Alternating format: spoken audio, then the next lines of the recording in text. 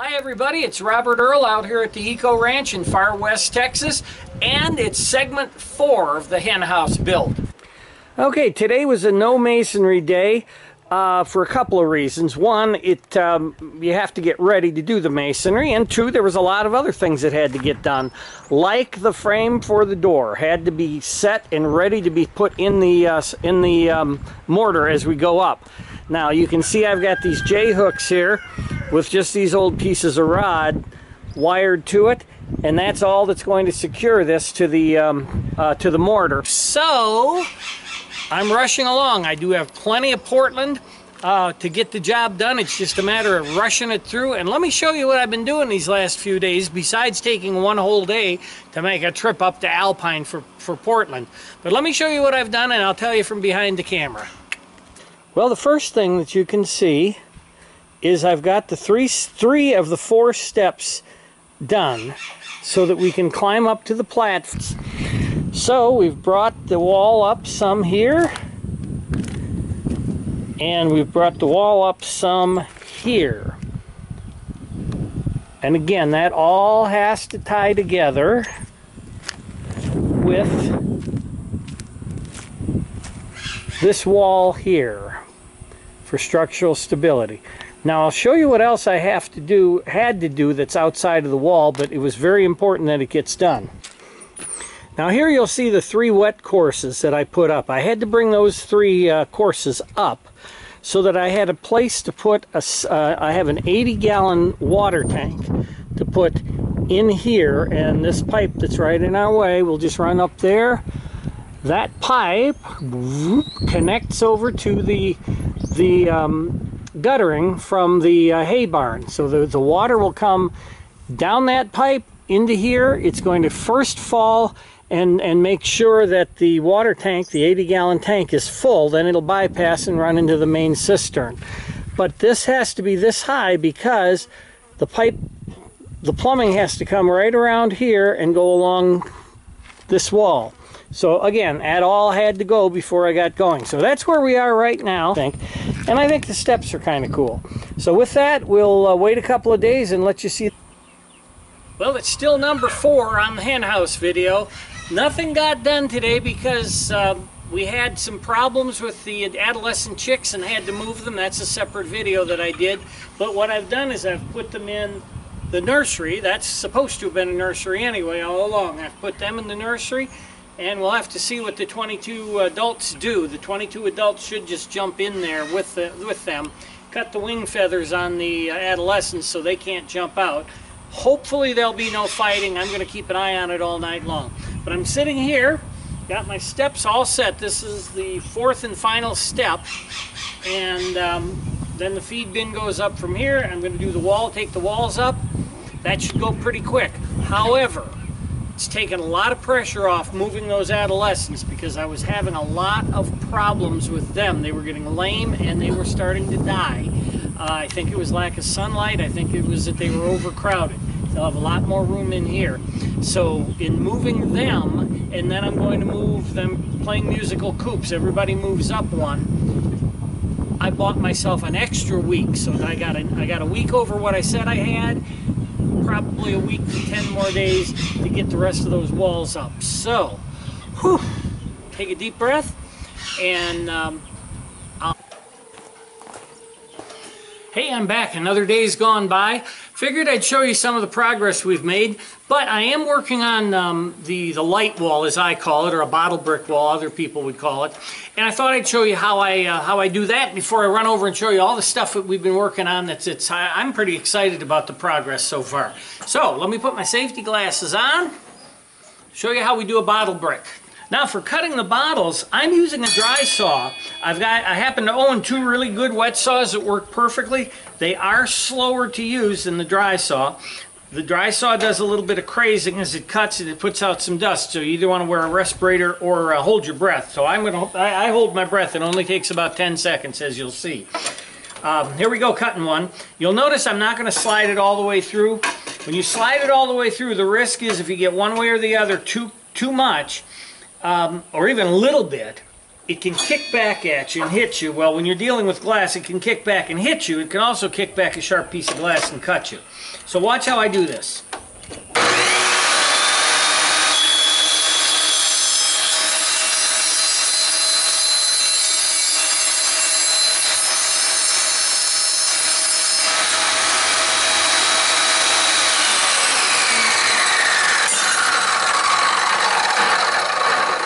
Just that simple. It isn't a clean cut, but you'll see it doesn't matter in just a second.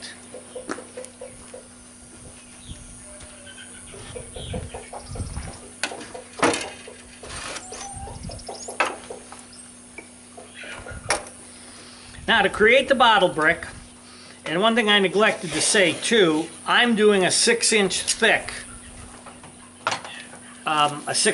wall. Because of, and that was part of the design, how I ended up with 6 inches. But you could make this bottle brick any length at all that you want, and you don't have to. You can even go up and cut off part of the neck and glue the two narrow parts of the necks together, because you're mortaring in there anyway. It doesn't matter. No one's going to see whether you've got a narrow neck or part of a neck or not. Take them, put one piece about halfway, put the other piece about halfway, bring the tape around, bring it around like so. It's always going to be a little gap, and you can go ahead and push it together, and that creates a little seam, but it pushes it together. That's exactly 6 inches, and you can see the light through it. Okay, so I'm walking back over here by the hen house, and I thought I'd show you what I've been doing the last couple of days. So let's turn this around. I'm pretty excited about this. Here's my steps: 1, 2, 3, 4. And then you're going to walk right up them. I'm up at the top. And right about my chest level, which is right about here, is where the bin's going to end. And I estimate about 1,500 pounds of feed will go in there. So that's what I'm working on. That's what I've been working on. I did get it finished nicely. The platform's done. This piece of a 55-gallon drum here is just so I can set my completed bottle bricks in it so that the chickens don't knock them out. Those doggone chickens will knock everything out. Oh, well, first of all, I'm starting to form the bottom of the feed bin. What I have to do is bring these edges up some at a little bit of an angle so that the feed will all fall down here, or pretty much fall down. We're still going to have to stick a stick through here to poke the last little bits out, but that should work fine. Had a couple of comments on the epilogue to the 3.5 video, and someone noticed that one of the chicks appeared to be injured, and that was absolutely correct. I don't know very honestly whether it was a lack of having a premix in my feed, keeping them in the brooder too long, or genetics that had these birds have leg problems and have some, and they're not growing as fast as they should. But if you know much about chickens, these birds are pushing 12 weeks old, and they really, I don't want to say stunted, they're just not growing. These are pioneers from McMurray Hatchery. They're supposed to be a meat bird, but they're also a good dual-purpose bird, according to McMurray. And they can forage pretty well, according to McMurray. What I'm finding here in the desert, what I'm seeing so far, is that they are not a good bird for this desert. We have some chicks inside that I'll show in another video that are about 6 weeks behind these guys, that are almost their size, and they are they're out of my dark Cornish. We hatched them ourselves. So just kind of a heads up on Pioneer.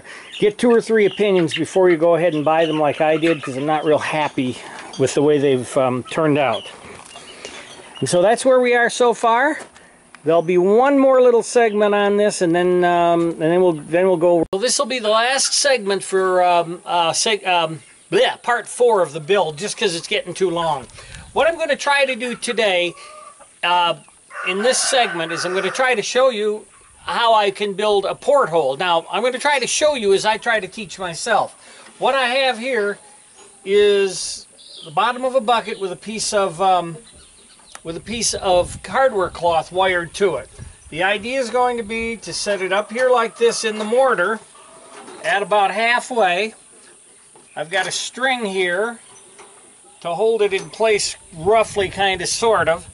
And I'm going to mortar it in and then let that set up. Take it all apart. Now this screen will stay in, and then I'll move this to the other side and then do the other side. Now that's ideally what will happen. Let's hope it happens. And then that'll be the end of this part 4. Well, I'm standing here in front of the light wall. Got the porthole in place.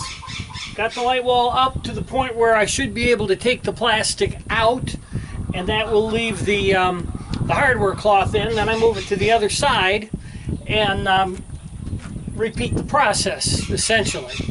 And that, I have to end part 4 somewhere, so we're going to end part 4 here with me at the point where the walls are now ready to go up and up fast. So in part 5 we're going to take the walls up, and hopefully I'll find the money to get the joists across at least. But if not, we're going to go ahead and get the walls up at any rate, and that'll be part 5 of the hen house video. And I'll just leave you with about 30 seconds or so of video from the chickens and ducks that we just moved out into the temporary pen. That was Debbie's idea that we do, and I think it was a great idea. So before I leave you with that, let me say right now, it's Robert Earl out here at the Eco Ranch in Far West Texas. See you for part 5.